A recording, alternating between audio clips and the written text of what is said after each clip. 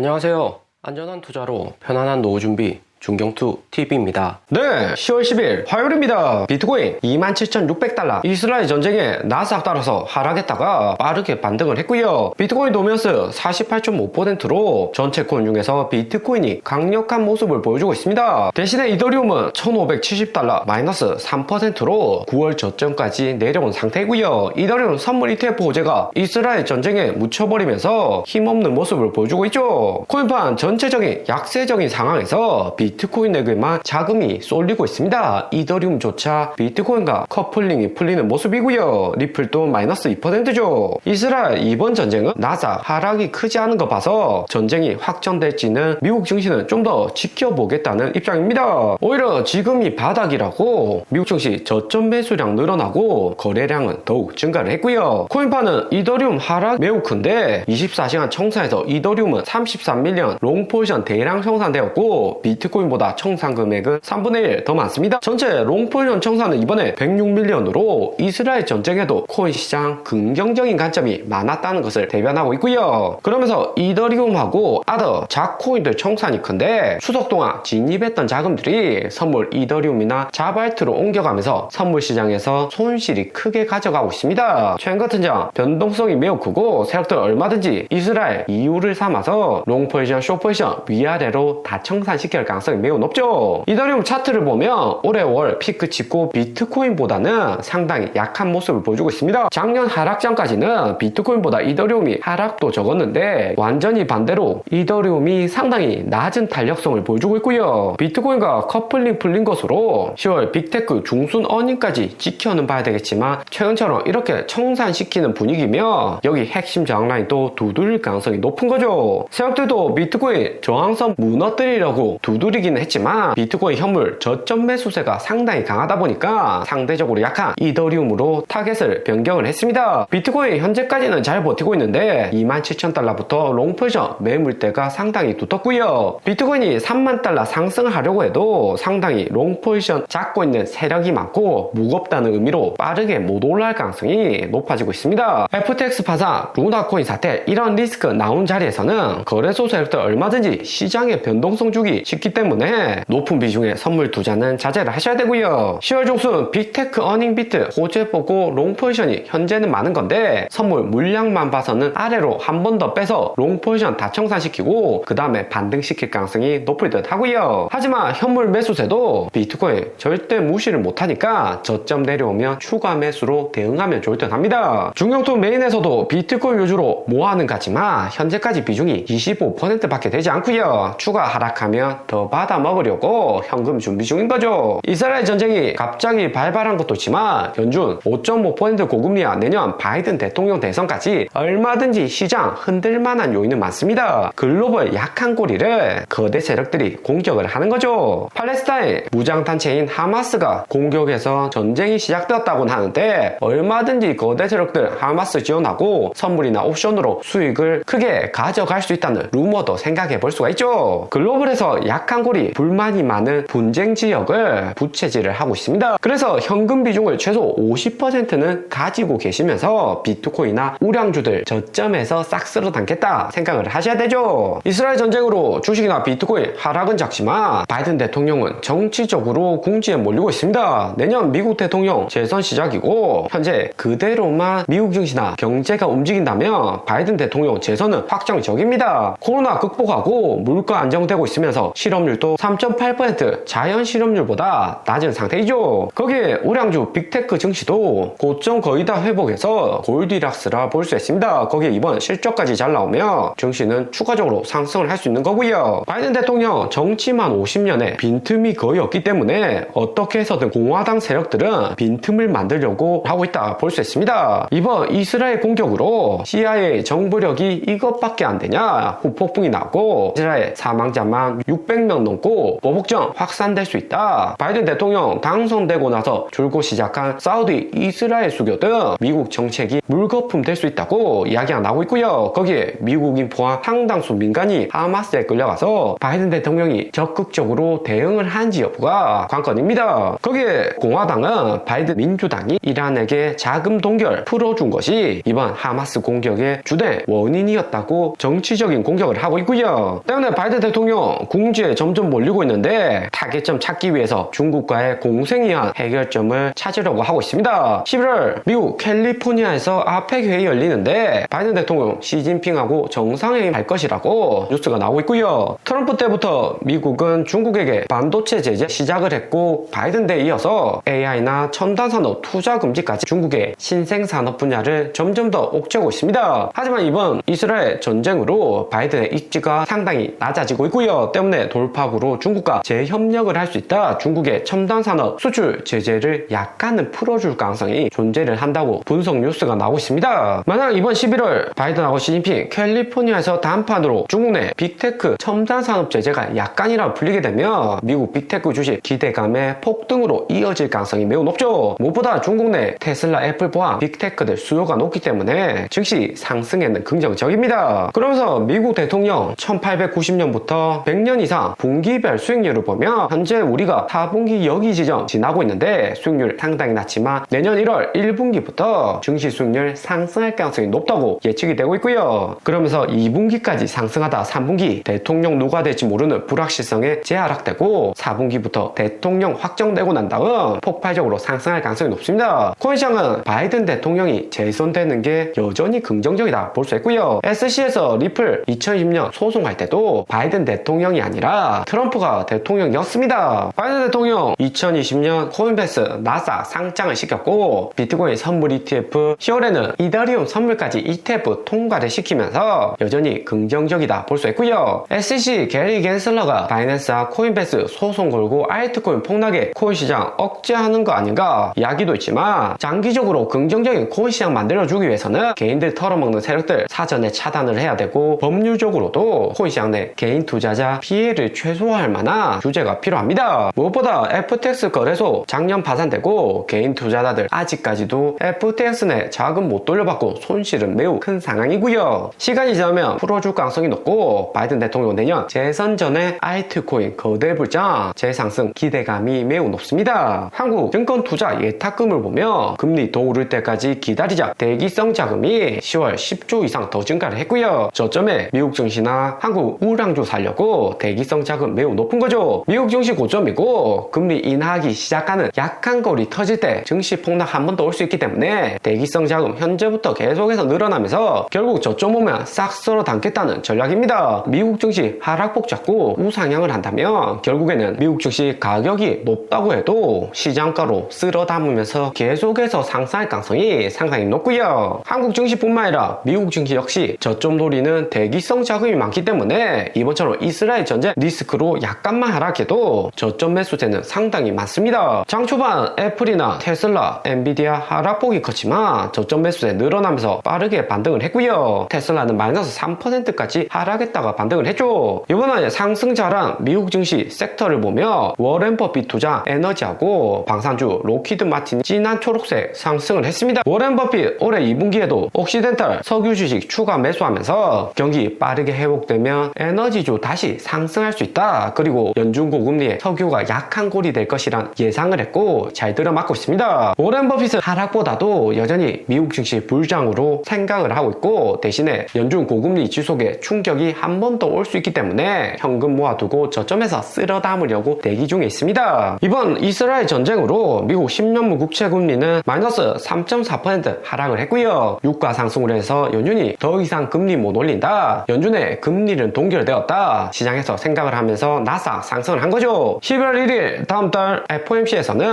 5.5% 금리 동결할 가능성이 88%로 매우 높습니다. 거기에 12월도 73%, 내년 1월에도 68%로 금리 동결할 가능성이 매우 높아지고요. 이번 이스라엘 전쟁으로 5월부터 금리 인하하지 않을까 39%로 금리 인하 시점이 앞당겨지고 있습니다. 오늘의 영상은 여기까지입니다. 좀 더 디테일한 투자 정보가 필요하신 분들은 커뮤니티로도 자료가 공유되니까 멤버십 가입과 구독 부탁드립니다. 감사합니다.